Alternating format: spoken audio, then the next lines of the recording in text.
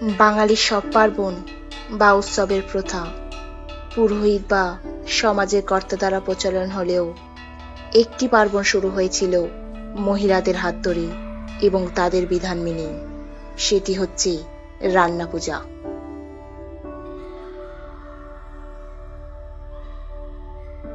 Hi friends, কেমন আছেন সবাই?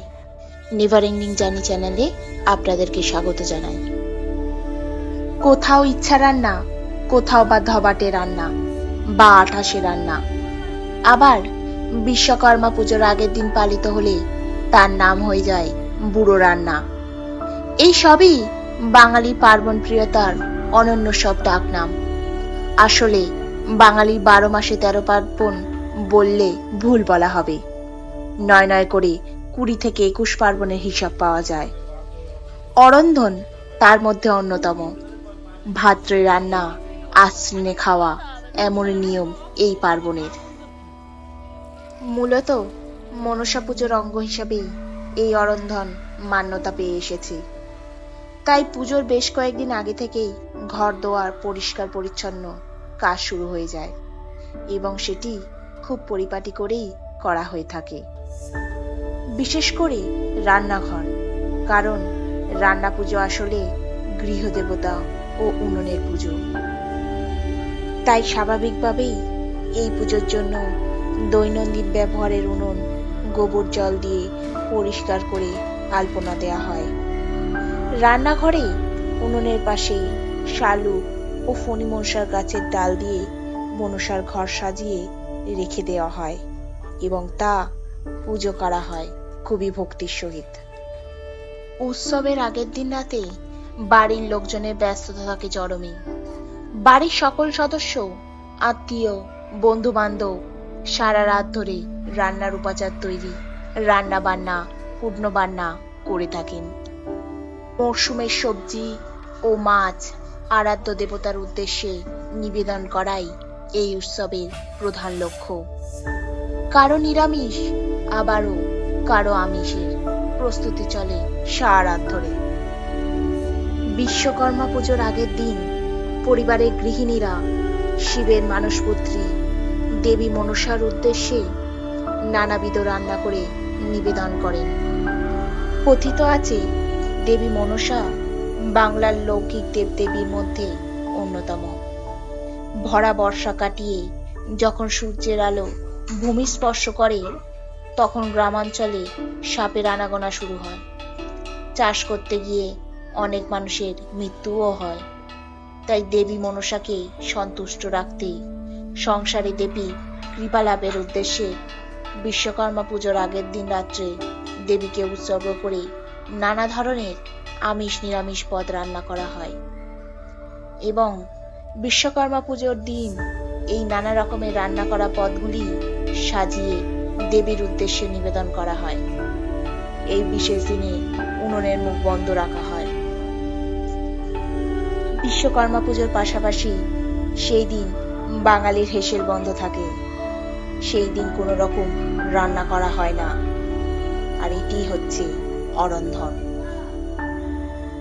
রান্নার শুরুতেই উনান জ্বালানোর পর সমস্ত রকম উপকরণ দিয়ে প্রজাপতি ব্রহ্মাকে নিবেদন করা হয় এবং তারপরেই বিভিন্ন পদ রান্না শুরু হয়।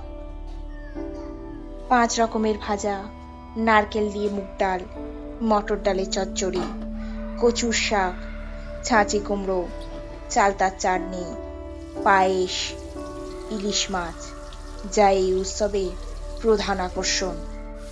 তাছাড়া নানা পদের মাছও থাকে, সেই সঙ্গে বিভিন্ন রকমের তরিতরকারি। দেবী মনসাকে তুষ্ট করতে সব পদের একটু একটু করে সাজিয়ে উৎসর্গ করা হয় এবং এইগুলি এই উৎসবের প্রধান প্রসাদ। সঙ্গে অবশ্যই পান্তা, যা এই উৎসবের মূল কেন্দ্রবিন্দু। ভাদ্র সংক্রান্তির দিন মা মনসাকে উৎসর্গ করে তবেই খাওয়া। তবে আজকাল উৎসবের মেজাজের কাছে এই রীতিনীতি নিয়ম সবিশেষের মুখে। তাই তিথির হিসাবে না গিয়েই অনেকেই দেবী মাকে উৎসর্গ সেরে খাবার প্রসাদ হিসেবে গ্রহণ করেন। গ্রাম শহরের নানা জায়গায় অরন্ধন উৎসবের দিন মাছ চাষের পুকুরগুলিতে মাছ ধরার জন্য বিশেষ ছাড়ের ব্যবস্থাও থাকে। মাছ শিকারীদের জন্য মাছ ধরার প্রতিযোগিতার প্রচলন আছে।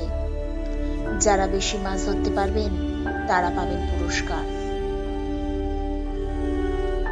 সাধারণত দেবীপক্ষের আগে এটি বাঙালির শেষ উৎসব। এর পরের উৎসবের পর্ব শুরু হয় আবার মহালয়ার পর থেকেই। শাস্ত্রমতে সুপর্বে দেবী দুর্গার আগমনী প্রহর শুরুর পরেই বাঙালি আবার উৎসবমুখী হয়। তাই জন্য দুর্গার অপর নাম সুপর্বা। রান্না পুজো মানেই আত্মীয় স্বজনদের আসা, আড্ডা, গল্প, যা আজ তেমন দেখা যায় না। যৌথ পরিবারে রান্না পুজোর নিয়ম কানুন বিলুপ্ত প্রায়, কারণ এখন নিউক্লিয়ার যুগ তো। তবে সে যাই হোক, রান্না পুজোর নিষ্ঠাতে কিন্তু বিন্দুমাত্র ভাটা পড়েনি গ্রাম বাংলায়। নিয়ম করে এখনো সেই রীতি পালন চলছে বাংলার ঘরে ঘরে। নবান্নে যেমন শস্যের উৎসব হয়, ঠিক তেমনি বাংলার আরো এক শস্য উৎসবের নাম রান্না পূজা। বিশ্বকর্মা কিন্তু শুধু শিল্পের নয়, কৃষিরও দেবতা। তাই তার বাহন হাতি। তবে আজকাল অনেকেই শরীর সচেতন, তাই বাসি খাওয়ার প্রথা ভেঙে গরম গরম খাওয়ার রীতির চল হয়েছে। আসলে আজ বর্তমানে বাঙালি নিজের রীতি নীতি সংস্কৃতি সব ভুলতে চলেছে। বলা বাহুল্য, তারা অন্যের সংস্কৃতির নকল করতে করতে নিজেরটাই ভোলার পথে।